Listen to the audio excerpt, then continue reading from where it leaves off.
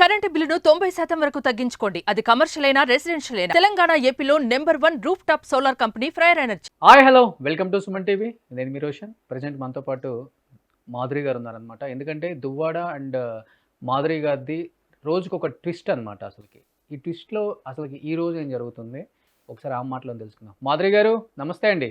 నమస్తే అండి. సో చూస్తున్నాం పూటకో ట్విస్ట్ ఉంది అండ్ దువ్వాడ వర్సెస్ మాధురి గారి విషయాలలో.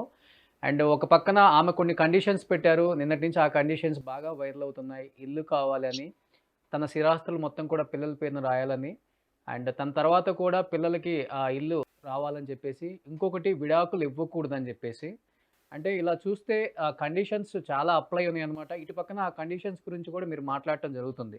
ఎలా చూడొచ్చు ఆ కండిషన్స్ని? మాధురి గారు ఎలా చూస్తున్నారు అండ్ దువ్వాడ గారు ఎలా చూస్తున్నారు అంటే ఏం చెప్తారు మీ మాట? ఈ కండిషన్స్ ని మాధురి గారే కాదు, దువ్వాడ గారే కాదు, యావత్ రాష్ట్ర ప్రజలందరూ కూడా చూస్తున్నారు. ఆవిడ కండిషన్స్ అన్ని ఫైనాన్షియల్ కండిషన్స్ అని అందరూ తెలుసుకున్నారు. సో ఆవిడ అడిగిన డిమాండ్స్ లో న్యాయం లేదని కూడా తెలుసుకుంటున్నారు. ఎందుకంటే ఆల్రెడీ ఆవిడకి ఒక 8 crores ఇల్లు ఇచ్చేశారు. అతని స్థిరాస్తులన్నీ ఇచ్చేసి కొత్తగా ఒక ఇల్లు కట్టుకున్నారు. ఒక స్నేహితుడి దగ్గర స్థలం తీసుకుని, ఇంకా ఆ స్నేహితుడికి కూడా ఒక 60 లక్షలు అతను ఇంకా బాకీ ఉన్నారు. నేను ఒక 2 crores అమౌంట్ ఇచ్చాను, వాళ్ళ బ్రదర్ ఒక 2 crores అమౌంట్ ఇచ్చారు. ఇవన్నీ పెట్టి కట్టుకున్న ఇల్లు కూడా ఇచ్చేయమంటే అతను ఇవ్వడానికి కూడా ఇవన్నీ అవ్వవు లీగల్ గా. ఎందుకంటే నాకు రైట్ ఉంది, వాళ్ళ బ్రదర్ కి రైట్ ఉంది. ల్యాండ్ ఎవరైతే సేల్ చేస్తారో ఆ అంకుల్ కి కూడా ఇంకొక కొంచెం అమౌంట్ బాకీ ఉంది కాబట్టి అతనికి కూడా రైట్ ఉంది. సో ఇది కూడా ఇవ్వడానికి ఎక్కడ అవకాశం లేదు. ఇవి డిమాండ్స్ అన్ని ముందు నుంచి కూడా ఫైనాన్షియల్ డిమాండ్స్. ఇవి ఇప్పుడు వస్తున్న ఎలిగేషన్స్ కావు, 2 years నుంచి ఆవిడ చేస్తున్న డిమాండ్స్. తన భర్త గురించి కాదంటారు. భర్త గురించి పోరాడే మహిళ ఎవరు కూడా ఉన్న ఇంటిని కూడా లాక్కోవాలని చూడదు. భర్తకి ఉన్న హౌస్ కూడా లేకుండా చూడాలని చూస్తుందంటే అది భర్త కోసం చేస్తున్న డిమాండ్స్ కాదని మొత్తం ఈ రాష్ట్ర ప్రజలే కాదు, 2 రాష్ట్రాల తెలుగు ప్రజలు కూడా తెలుసుకున్నారు. అంటే నేను చూశానండి, మీరు కూడా మాట్లాడారు క్లియర్గా. ఇప్పుడు ఏదైతే ఇంటి కోసం పోరాడుతున్నారో వాణి గారు, ఆ ఇంటిలో సగం డబ్బులు నేను కూడా పెట్టాను, నా భాగం కూడా ఉంది, కానీ నేను ఆ ఇంటి కోసం పోరాడట్లేదు. అండ్ నాకు ఆ ఇల్లు కూడా అక్కర్లేదు, ప్రాపర్టీస్ కూడా అక్కర్లేదు, నాకు కావాల్సింది దువ్వాడ శ్రీను గారు అని చెప్తున్నారు. అంటే ఏంటి అంత స్పెషల్? అంటే ఆస్తులు వద్దు, శ్రీను గారే కావాలంటానికి గల రీజన్ ఏంటి అసలుకి? అంటే ఆస్తులు, 1,000 కోట్ల ఆస్తుల కంటే విలువైన వ్యక్తిత్వం ఉన్న మనస్తత్వం ఉన్న మనిషి దువ్వాడ శ్రీనివాస్.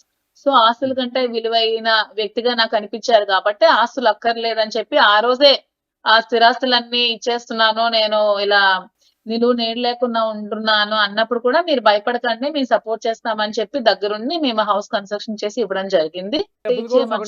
చెప్తారా దాంట్లో? అయితే ఇప్పుడు ఆమె ఏదైతే ఫైట్ చేస్తున్నారో ప్రెస్ మీట్ లో శ్రీన్ గారు కూడా చెప్పారు కదా, ఆల్రెడీ ఒప్పుకున్నారు కదా, అవును మాధురి ఒక 2 crores ఇచ్చింది, ఈ మధ్యన కూడా 50 lakhs వర్క్ చేయడానికి ఇచ్చిందని తను కూడా ఒప్పుకున్నారు కదా. మీరు ఏదైతే ఆ ఇంటి కోసం డబ్బులు ఇచ్చారో మీ దగ్గర అన్ని కూడా ప్రూఫ్స్ ఉన్నాయని చెప్తారు మీరు. అయితే అది బ్యాంక్ స్టేట్మెంట్స్, ప్రూఫ్స్ ఉన్నాయి, అగ్రిమెంట్, బ్యాంక్ స్టేట్మెంట్స్ ఉన్నాయి, క్యాష్ ఇచ్చినప్పుడు రాసుకున్న అగ్రిమెంట్ ఉంది. అగ్రిమెంట్ కూడా నాకు అంత ఇంపార్టెంట్ కాదు, నేను అసలు అగ్రిమెంట్ కూడా వద్దన్నాను, అంత అవసరం లేదు, మేమేమి మీకు అప్పుగా ఇవేమి ఇవ్వట్లేదు, మీకు ఎప్పుడుంటే అప్పుడు వీలు చూసుకొని మాకు ఇవ్వండి అని చెప్పాము. లేదంటే మేము అక్కడ పైన హౌస్ మేము తీసుకుంటామని చెప్పాము. ఎలాగైనా పర్వాలేదు, అది ఇవ్వకపోయినా పర్వాలేదు, అంటే ఏది ఆశించి అయితే నేను ఇవ్వలేదండి. అంటే మళ్ళీ ఇస్తారని గాని మళ్ళీ తీసుకోవాలని గాని ఆలోచనతో అయితే నేను ఇవ్వలేదు కాబట్టి ఈ రోజు అతను ఏ చేసినా ఓకే అని చెప్పడానికి రెడీగా ఉన్నాను. ఫైనాన్షియల్ గా అయితే మాకు ఆలోచన లేదు. అంటే పూటకో ట్విస్ట్ ఎందుకు చెప్పారంటే, ఫస్ట్ ఈ ఇష్యూ రేజ్ చేసినప్పుడు పెద్దగా ఎవరు కూడా ప్రజలు పెద్దగా దీని గురించి ఆలోచించలేదని చెప్పుకోవచ్చు. ఎందుకంటే ఒకవైపున మీరు సోషల్ మీడియాలో చాలా యాక్టివ్గా ఉన్నారు, రోజుకొక సినిమా పాట మీద రీల్ చేయటం, డాన్సులు చేయటం, అండ్ పూటకో డైలాగ్ చెప్తూ చాలా చాలా కామెడీగా తీసుకున్నారు జనం. అంటే ఫస్ట్ సెకండ్ డే నుంచి ఇది జనంలోకి అంటే గట్టిగా ఆలోచించే విధంగా వెళ్ళిందని చెప్పుకోవచ్చు. అండ్ ఒకవైపు ఆమె భర్త గురించి ఫైట్ చేస్తున్నట్టు, ఒకవైపు మీరు ఆయన గురించి ఫైట్ చేస్తున్నట్టు నడిచింది. కానీ గత 3 days నుంచి కేవలం ప్రాపర్టీస్ మాత్రం మీదే గొడవ జరుగుతుంది. అండ్ దట్టు మీరు కొంచెం సోషల్ మీడియాలో యాక్టివ్ కాబట్టి నేను ఒక పాట కూడా పాడారు, కరిగిపోయాను కర్పూర వీణల. అండ్ ఇంకొకటి మీరు ట్వీట్ చేశారు కూడా వేరే దాని గురించి కూడా. ఎందుకంటే అలా పాట పాడాల్సి వచ్చి అండ్ అది పోస్ట్ చేయాల్సి వచ్చింది అండ్ దీని గురించి ట్వీట్ చేయాల్సి వచ్చిందంటే ఏం చెప్తారు? కథ కొలిక్కి వచ్చి పెట్టారంటారా లేకపోతే ఇంకా కొనసాగుతుందని పెట్టారా? కథ కొలిక్కి వచ్చి అని కాదు, నేనెప్పుడు ఒక ఇంటెన్షన్ తోనే ఉన్నాను. అంటే నేనెప్పుడు ఫ్యామిలీని దూరం చేయాలని చూడలేదు, నేనెప్పుడు పిల్లల్ని దూరం చేయాలని చూడలేదు. నేనెప్పుడు అతను కష్టాల్లో ఉన్నప్పుడు సపోర్ట్ చేస్తూ ముందుకు నడిపిస్తూ పాలిటిక్స్ లో సపోర్ట్ చేయాలని ఆలోచనతోనే ఉన్నాను. కాబట్టి నేను ఎప్పుడు ఫ్యామిలీ విషయాలు ఇంటర్ఫీర్ అవ్వలేదు. కాబట్టి అదే విధంగా లైఫ్ లాంగ్ అతనితో ఉందామని అనుకుని డిసైడ్ అయ్యి ఇప్పటికీ అలాగే ఉన్నాను, ఎప్పటికీ అలాగే ఉంటాను. సో హాస్పిటల్‌లో ఉన్నప్పుడు ఎందుకంటే కొంత వందల మంది మహిళలు నాతో ఉండేవాళ్ళు. ఫ్యామిలీస్ అన్నీ ఉండేవాళ్ళు.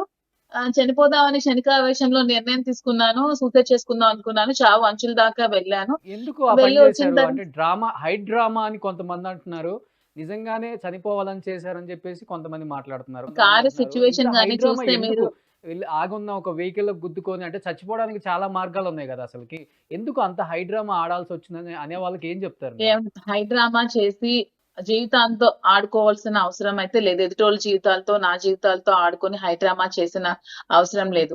ఎవరైతే హై డ్రామా చేశారనుకుంటున్నారో వాళ్ళందరికీ మానవత్వం అనేదే లేదని నేను అనుకుంటున్నాను. ఎందుకంటే ప్రాణాల మీదకి తెచ్చుకొని హై డ్రామా చేసుకోవాల్సిన అవసరం లేదు. మీరు కార్ చూసినా, కార్ యొక్క సిట్యుయేషన్ చూసినా మీకు అర్థమవుతుంది. చూసాం. అదే. నేను అదే. సీట్ అదే. బెల్ట్ కూడా పెట్టుకోలేదు. నేను కార్‌లో వెళ్తున్నప్పుడు పిల్లలు మాట్లాడిన మాటలు నన్ను ఇబ్బందికి గురిచేసి, నన్ను మానసికంగా క్షోభకు గురిపెట్టిన ఆ టార్చర్‌ని భరించలేక నేను ఆ క్షణంలో క్షణిక ఆవేశంతో, డిప్రెషన్‌తో తీసుకున్న నిర్ణయం తప్పితే, ఇది డ్రామా అన్న వాళ్ళకి నేను ఒక్కటే మాట చెప్తున్నాను. మీరు డ్రామా నా లైఫ్‌తో నేను చెలగాటం ఆడుకుంటున్నాను. ఇది డ్రామా అని ఎవరైనా అనుకుంటే వాళ్ళందరికీ మానవత్వం లేదు. క్లియర్‌గా చనిపోయే చెప్తున్నా. అంత ఆలోచన వచ్చింది అంటే తప్పు చేశామన్న ఆలోచన మీలో ఉందా? నా వైపున తప్పు తప్పు జరిగింది. నా వైపున చేశామన్న ఆలోచన నాకు తప్పు చేశామన్న ఆలోచన లేదు. లేదు కాబట్టే నేను మీడియా ముందుకు ధైర్యంగా వచ్చి ఎదుర్కొన్నాను. ఫేస్ చేశాను. అందరికి జరిగిన వాస్తవాలను చెప్పాను. అప్పుడు అందరూ కూడా అక్కడ జరిగిన నిజానిజాలు తెలుసుకున్నారు. పిల్లలు చిన్న పిల్లలు కదా! పసిపిల్లలు కదా! పిల్లలు అలా మాట్లాడేసరికి కొంచెం బాధ అనిపించి పిల్లలే ఇలా ఏడుస్తుంటే ఎందుకు బతకాలని చిన్న డిప్రెషన్‌కి గురై జస్ట్ ఒక చిన్న వీక్ మూవ్‌మెంట్‌లో ఆ నిర్ణయం నేను తీసుకున్నాను. అంతేగాని నేను తప్పు చేయలేదు. తప్పు చెయ్యను. ఎప్పుడు కూడా నా తల్లిదండ్రులు తప్పు చేసే విధంగా నాకు పెంచలేదు. నేనేం చేసినా కరెక్ట్ గానే చేశాను. నేను ఏ నిర్ణయం తీసుకున్నా కరెక్ట్ గానే నిర్ణయం తీసుకున్నాను. తీసుకున్నాను గాబట్టి ఒక మనిషికి సపోర్ట్‌గా నిలబడ్డాను. ఎప్పుడు నిల్చుంటాను. ఎవరి కష్టాల్లో ఉన్నా సరే నేను ముందుండే వ్యక్తిని. అది అందరికీ తెలుసు మా నియోజకవర్గం ప్రజలకి. సో నేనెప్పుడు ఏ ఓకే. తప్పు చేయలేదు. మాధురి గారు ఒక మాట చెప్పండి. ఇప్పుడు మీకు పెళ్లయింది, ఆయనకి పెళ్లయింది. పెళ్లయినంత మాత్రాన వ్యక్తులు మళ్ళీ కనెక్ట్ అవ్వకూడదని ఎక్కడ రాజ్యాంగంలో రాయలేదండి. అది కొన్ని కొన్ని కారణాల వల్ల కనెక్ట్ అవుతుంటాం. ఒకటి వాళ్ళ ఇష్టాలు, ఈళ్ళ ఇష్టం వాళ్ళు కలవటం వల్ల కనెక్ట్ అవుతారు. లేకపోతే శారీరకంగా కలిసిన తర్వాత కనెక్ట్ అవ్వడం కొన్ని విధాలుగా ఉంటుంది. మీ ఇద్దరి మధ్య శారీరక సంబంధం ఉందా అంటే ఏమని చెప్తారు మీరు? మా మధ్యన శారీరక సంబంధం లేదండి. మా మధ్యన ఉన్నది ఒక మానసికమైన సంబంధం. హ్మ్. అన్నిటికంటే గొప్ప అంటే సంబంధం ఏం అది. పేరు పెట్టొచ్చు ఆ సంబంధానికి? దాన్ని ఫ్రెండ్‌షిప్ అనుకోవచ్చండి. అంటే ఫ్రెండ్‌షిప్ ఒక అనే ఒక స్నేహం. బాండింగ్ ఉంటే ఇంత దూరం రాదు గదండీ! అసలకి ఇప్పుడు ఇంత దూరం రాదు కదా! ఆమేమో కొన్ని అంటే పేర్లు పెడుతుంది. ఒక ఇప్పుడు మీరు గూడా ఒక ఒక పదం వాడారు. అడల్టరీ అని ఒక పదం వాడారు. ఆ! అది గూడా ఏండి చాలా అసలు ఆ రోజు నేను హ్మ్. మీడియాలో అడిగిన ప్రశ్నలకి నేను ఆ రోజు ఆవేశంలో ఒక ఇచ్చిన సమాధానం అడల్టరీ అనే వర్డ్ పట్టుకొని చాలా ట్రోల్స్ చేశారు. అంటే లివింగ్ హ్మ్. టుగెదర్ అంటే లేదండి మీ ఇద్దరు అడల్ట్స్ కాబట్టి మీరు అది అడల్టరీ అనుకుంటారా ఏమనుకుంటారు లీగల్ టెర్మినాలజీలో మీరు తప్పు అని పడితే అలా అనుకోండి. అంటే అడల్టరీ ఉండడం సుప్రీం కోర్ట్ కూడా తప్పు పట్టలేదు కాబట్టి మీరు లీగల్ గా వెళ్ళాలనుకుంటే లీగల్ టెర్మినాలజీకి వెళ్ళాలనుకుంటే అలా అనుకోండి అని చెప్పాను నేను. అంటే క్లియర్‌గా వాణి గారు గూడా మీరు పక్కన ఇదిగో వీడియో ప్లే అవుతుంది. ఒకసారి వింటే అర్థమవుతుంది. అదొక వ్యభిచార కొంప. ఎప్పుడూ కూడా దాంట్లో మనుషులు ఉంటూనే ఉంటారు. మగవాళ్ళకి కొదవే లేదు ఆ ఇంటికి.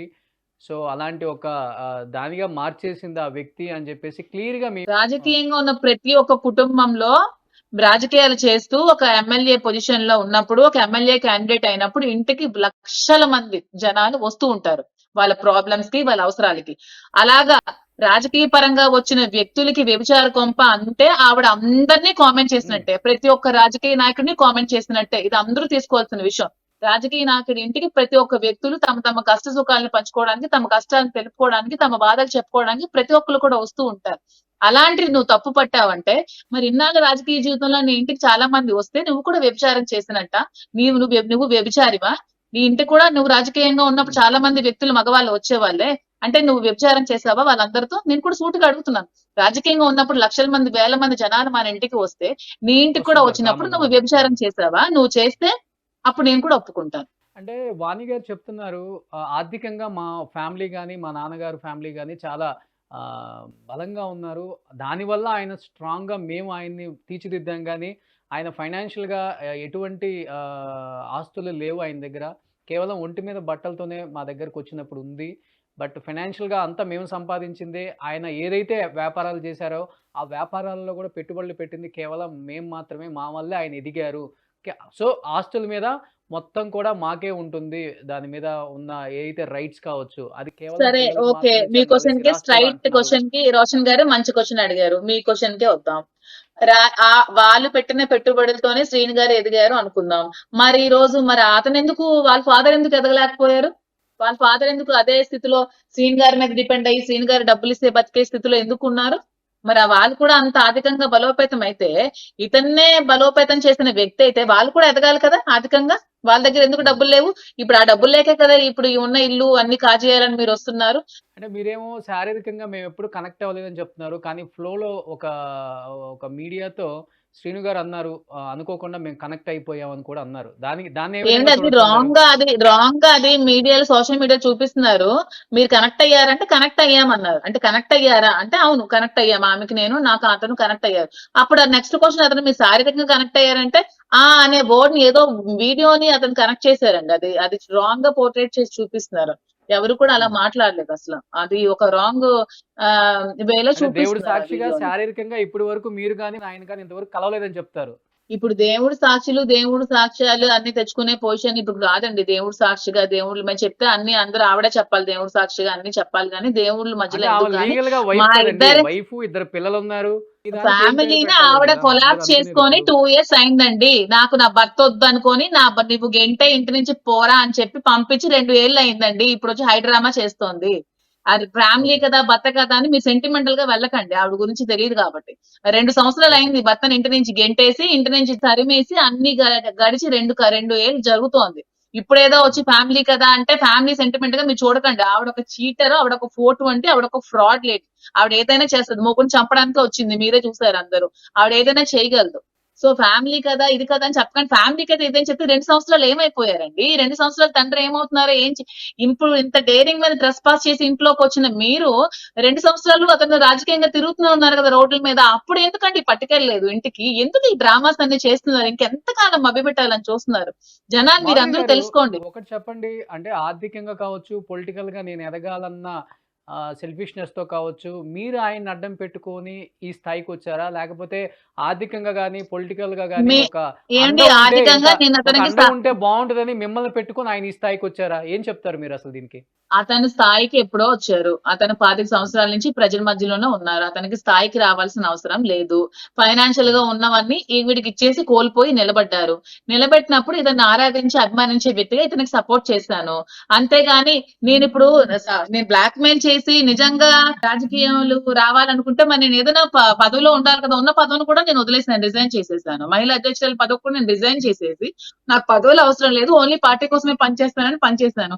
మరి నిజంగా బ్లాక్‌మెయిల్ చేసేదనేది ఏదైనా పోర్ట్‌ఫోలియో తెచ్చుకొని ఉండేదాన్ని కదా! నేను కష్టపడి ఏదో ఒక రోజు తెచ్చుకుంటాను అనుకున్నాను గానీ, ఏ రోజు కూడా బలవంతంగా బ్లాక్‌మెయిల్ చేసి తెచ్చుకోవాలని నేను ఏ రోజు కూడా అనుకోలేదు. బట్ మాధురి గారు ఎప్పుడైనా అంటే వాణి గారు మీ హస్బెండ్‌కి ఫోన్ చేసి మీ మీద బ్యాడ్‌గా చెప్పటం, నా భర్తతో ఇలా కలిసి ఉంటుంది. చెప్పడాలన్నీ వాళ్ళు జరిగిందండి. ఇల్లీగల్‌గా చెప్పడాలన్నీ జరిగింది. తీసుకున్నారా? నెగెటివ్‌గా తీసుకున్నారా? మీ భర్త అతను ఎలా ఉంటారు పాజిటివ్ గా అసలకి అప్పుడు వ్యక్తిగతంగా? నెగెటివ్ గా తీసుకున్నా, ఇప్పుడు అతను అర్థం చేసుకునే స్థితికొచ్చారు. అతను కూడా ఇప్పుడు మీడియా ముందుకు ఆవిడ రావడం, ఆవిడ డబ్బుల కోసమే ఇవన్నీ చేసిందని తెలిసినప్పుడు ఇప్పుడు కొంచెం పాజిటివ్ గా తీసుకున్నారు. అందుకని అతను కూడా ప్రెస్ మీట్ దగ్గరకొచ్చి చెప్పారు. ఇప్పుడు హ్మ్. ఏవి చెప్తే నేను నమ్మే స్థితిలో లేను. క్యారెక్టర్ అసాసినేషన్ చేసి. ఎందుకంటే అతను ఫారెన్ లో చదువుకున్నారు. ఒక ఎడ్యుకేటెడ్. ఒక ఎంటెక్ మెకానికల్, ఒక మెరైన్ చీఫ్ ఇంజినీర్. వాళ్ళంతా ఫారెన్ కల్చర్ లో ఉంటారు కాబట్టి అతను అర్థం చేసుకున్నారు ఇప్పుడంతా. ఎందుకంటే ఆవిడ డిమాండ్స్ అన్ని చూస్తుంటే అర్థమవుతుంది. ఆవిడ అన్ని ఫైనాన్షియల్ డిమాండ్స్ చేస్తుంది. ఫైనాన్షియల్ గాని అన్ని కావాలంటుంది. ఎక్కడ కూడా భర్త కావాలనుకోవట్లేదు. సో హ్మ్. ఎలిగేషన్స్ ఇవన్నీ చేసినవన్నీ నిజాలని వాళ్ళు కూడా తెలుసుకున్నారు. అందరూ కూడా కానీ ప్రజలందరూ కూడా వాళ్ళ తెలుసుకున్నారు. పిల్లలు వాళ్ళ ఫాదర్ గురించి ఫైట్ చేస్తున్నారు గదా! మాకు మా నాన్న కావాలి అని ఫైట్ చేస్తున్నారు. 2 ఇయర్స్ ముందే ఫైటింగ్ ఎందుకు చేయలేదు? 2 సంవత్సరాల ముందు మీ అమ్మగారికి టికెట్ వచ్చినప్పుడు, మీ అమ్మతో మీరు తిరిగిన మనుషులు నాన్నకి టికెట్ వచ్చినప్పుడు నాన్న పక్కన ఎందుకు లేరు? అమ్మకి టికెట్ వచ్చినప్పుడు నాన్న పక్కన కండువా యేసుకొని తిరిగిన మీరు, నాన్నకి టికెట్ వచ్చినప్పుడు నాన్న పక్కన కండువా యేసుకొని ఎందుకు తిరగలేదు? నాన్న ఏ హ్మ్. రోజు తిన్నారా లేదా ఎందుకు అడగలేదు? నాన్న హ్మ్. పేషెంట్ అయ్యి హాస్పిటల్ అడ్మిట్ అయినప్పుడు ఎందుకు రాలేదు? ఇవన్నీ హ్మ్. చేయని మీరు ఇప్పుడెందుకు తండ్రి గుర్తొచ్చారు? అంటే ఇప్పుడు డబ్బుకు ఆర్థికంగా మీకు కావాల్సి కాబట్టి తండ్రి గుర్తొచ్చాడా? తండ్రి కష్టాల్లో ఉన్న తండ్రి గుర్తులేదు. తండ్రికి మీరే కదా ముగ్గురు కలిపి మెడపెట్టి బయటకి గెంటేసిన వ్యక్తులు ఇప్పుడు తండ్రి కావాలని ఎలాగ అడుగుతున్నారు? ఒక్కటే క్వశ్చన్ రోషన్ గారు. తండ్రికి ఎమ్మెల్యే టికెట్ వచ్చినప్పుడు మీరందరూ ఎందుకు లేరు పక్కన? ఆ రోజు ఓకే. ఎందుకు ఫైట్ చేసుకోలేదు? ఆ రోజు నాన్న నువ్వు కావాలి నువ్వు వెళ్ళొద్దని ఎందుకు ఫైట్ చేయలేదు? ఈ రోజు ఎందుకు ఫైట్ చేశారు? ఇవన్నీ తెలుసుకోవాలి. ఓకే. అవంతా ఒక డ్రామా, అంటే హై డ్రామా. వాళ్ళ పొలిటికల్ ఫ్యామిలీ ఆయన దూరంగా పెట్టింది కాబట్టి మీరు చాలా సెంటిమెంట్ గా ఆయన కనెక్ట్ అయ్యారని చెప్పుకోవచ్చు. మీరు చెప్పే ఎస్ 100% అండి. కోణాన్ని ఫ్యామిలీ చూస్తుంటే. దూరంగా పెట్టింది. నన్నే ఎలిగేషన్ గా చూపించి దూరం పెట్టింది. నన్నే ఎలిగేషన్ గా చూపించి అతని టికెట్ కాజేయాలని చూసింది. నన్నే చూపించి అతని రాజకీయ భవిష్యత్తు తీయాలని చూసింది. అదే టైంలో ఎదుగుతున్న నన్ను కూడా బదనాం చేయాలని చూసింది. కాబట్టి అతన్ని నేను చూసుకోవాల్సి వచ్చింది. ఇదే క్లియర్. ఓకే. బట్ నిన్న మీకు యాక్సిడెంట్ అయినప్పుడు కావచ్చు, లేకపోతే ఈ 1 వీక్ నుంచి ఆయన మీకు టచ్ లో ఉన్నారా? మళ్ళీ అదే విధంగా అదే ప్రేమ 100% టచ్ లో చూపిస్తున్నారా? ఉన్నారు. ఇద్దరి మధ్య రోజు ఆ కాల్ ప్రేమ చేస్తారు. హాస్పిటల్ ఉన్నప్పుడు కూడా దగ్గరుండి అపోలోకి అడ్మిట్ చేసి హాస్పిటల్కి వచ్చి లేదు చూసారా? భయాందోళనతో అతను ఉన్నారు కాబట్టి రాలేకపోయారు. లేదంటే ఖచ్చితంగా నా పక్కనే ఇటువంటి పొజిషన్ లో నా పక్కనే ఉండి నన్ను చూసుకునే వ్యక్తి దువ్వాడ శ్రీనివాస్. అంటే మీరైతే ఆయన వదులుకునే స్థితిలో లేరు. మీరైతే నేనైతే ఖచ్చితంగా అతన్ని ఆయన వదులుకునే కావాలని స్థితిలో అంటున్నారు ప్రతి లేదు. చోట కూడా. ఎప్పటికీ నేనైతే వదులుకోను కూడా. వదులుకోను అంటే ఇన్ ద సెన్స్ ఎలా అండి? అంటే ఎలాంటి బంధంతో వదులుకోవాలని చెప్తున్నారు మీరు? ఒక నేను ఫ్రెండ్‌షిప్పా? ఒక లేకపోతే నేను అతనికి ఎటువంటి సిట్యుయేషన్స్ వల్ల అతను ఒంటరి అయిపోయారో ఆ సిట్యుయేషన్ లో ఇప్పుడు నేను తోడుగా ఉండాలని కోరుకుంటున్నాను. పెళ్లి చేసుకునే అవకాశం ఉందా మీ ఇద్దరు? అది ఫర్దర్ గా ఆలోచించాలండి. అవన్నీ ఫ్యూచర్ లో ఇంకా చాలా టైం ఉంది. వాటికి ఆలోచించే టైం చాలా ఉంది. ఎప్పుడైనా అంటే ఆలోచించే అలాంటి టైం టైం ఉంది అంటే వచ్చినప్పుడు మీ మైండ్‌లో ఆలోచన అయితే ఉందంటారు. బట్ అంటే మీరు సోషల్ మీడియాలో చాలా సుపరిచితులండి అందరికి కూడా. అంటే మంచి అందంతో అందరిని కూడా ఆకట్టుకుంటారు. మంచి మంచి పాటలకి రీల్స్ చేస్తూ ఉంటారు. నేను కూడా కొన్ని చూసాను కూడా. శ్రీను గారి మీద ఒక పాట పాడాలంటే ఏం పాట పాడతారు ఇప్పుడు? శ్రీని గారి మీద పాట పాడాలంటే చాలా పాటలు ఉన్నాయి శ్రీని గారి మీద పాడాలంటే. ఒకటి పాడండి మాధురి గారు. అంటే అతనికి ఇష్టమైన పాట మధురాతి మధురం. ఓకే. మధురాతి మధురం మన ప్రేమ మధురం. ఓకే అండి. అంటే ఫైనల్‌గా ఏం చెప్పాలనుకుంటున్నారు మాధురి గారు ఈ ఇష్యూ గురించి? ఈ ట్విస్ట్‌లకి ఎండ్ కార్డ్ ఉందంటారా? లేకపోతే ఈ ట్విస్ట్‌ల మీద ట్విస్ట్‌లకి ట్విస్ట్‌లు ఎండ్ కార్డ్ డైలీ ఎప్పటికీ ఉండదు. ఎందుకంటే హ్మ్. ఫైనాన్షియల్ గా ఆవిడ ధనదాహం అనేది ఎప్పటికీ తీరదు. ఆవిడ ఎంత ఇస్తున్నా ఇంకా డిమాండ్స్ చేస్తూనే ఉంటుంది. ఇతను ఈ హ్మ్. ఇల్లు కూడా ఇచ్చేసి ఇప్పుడు మళ్ళా వచ్చి ఇంకో ఇల్లు కట్టుకున్నా సరే అక్కడ కూడా రావాలని కోరుకుని ఉంటుంది. ఎందుకంటే ఆమె హ్మ్. నోటితో ఆమె చెప్పింది. ఆస్తులన్నీ ఇచ్చేసి ఊరొదిలి వెళ్ళిపోమని చెప్పింది. ఆమె ధనదాహం తీరదు. మీరు ఇతనికున్న ఫేమ్‌ని ఎప్పుడు వదిలిపెట్టి ఎళ్తారా మీరు గూడా? నేనెందుకండి వదిలిపెట్టి వెళ్తాను. చెప్పాను కదా! లైఫ్ లాంగ్ అతనితో కలిసి ఫ్రెండ్‌గా ఉంటానని చెప్తున్నాను కదా! నేనెందుకు వదిలిపెట్టి వెళ్తాను? నేనెప్పుడు వదిలిపెట్టి వెళ్ళను. మరి మీరు లైఫ్ లాంగ్ థాంక్ యూ. అతనితో ఫ్రెండ్‌గా నేను ఉండిపోతానంటే మీ భర్త ఏం కావాలి మరి? మీ భర్త, మీ పిల్లల గురించి ఏం నేను ఫ్రెండ్‌గా ఆలోచిస్తారు? ఉండిపోతానన్నాను గానీ, ఇప్పుడు భర్త మొన్నటి వరకు దూరం పెట్టారు. కానీ ఇప్పుడొచ్చి నాకు సపోర్ట్ చేశారు. అండర్‌స్టాండింగ్‌తో మాట్లాడిన తర్వాత అప్పుడు నిర్ణయాలు ఎలా ఉంటాయో కలిసి మాట్లాడతాం. మళ్ళీ నాకింత ఏదో ఈ చేసింది. గొడవ జరక్క ముందు వరకు కూడా మీ వారు దూరంగానే ఉన్నారు మీకు. ఉన్నారు. 1 ఇయర్ నుంచి దూరంగా ఉన్నారు. నేను సూసైడ్ చేసుకున్నానని తెలిసాక అలా సూసైడ్ చేసుకోవడం తప్పు. చాలా ఎలిగేషన్స్ ఒస్తాయి. నీకిష్టమైన పొలిటికల్ లైఫ్‌లో నువ్వున్నావు, ధైర్యంగా ఎదుర్కొంటున్నావు, బాగా బతుకుతున్నావు అనుకున్నాను గానీ, ఆత్మహత్య చేసుకునేంత పిరికిదానివి అనుకోలేదు. ఆత్మహత్య ఆ! చేసుకోకూడదు. అలా నువ్వేమి సొసైటీకి ఏం చెప్దాం అనుకుంటున్నావు ఆత్మహత్య చేసి? నువ్వు బ్రతకాలి. బ్రతికి నువ్వేంటో నిరూపించుకోవాలి గానీ, ఇలా అంటే ఆత్మహత్య బయట గూడా ఒక చేసుకోకూడదని టాక్ ఉంది చెప్పారు. మాధురి గారు. కేవలం మీ ఇద్దరి మధ్య బంధం చూడలేక ఆయన మీకు దూరంగా ఉన్నారు అనే మాట వాస్తవమా? లేదండి. ఈవిడ చేసిన ఎలిగేషన్స్ చూడలేక నాకు రాజకీయ లైఫ్ ఇష్టం. తిను కష్టపడుతోంది. ఇన్ని ఎలిగేషన్స్ వచ్చినా కష్టపడుతోంది.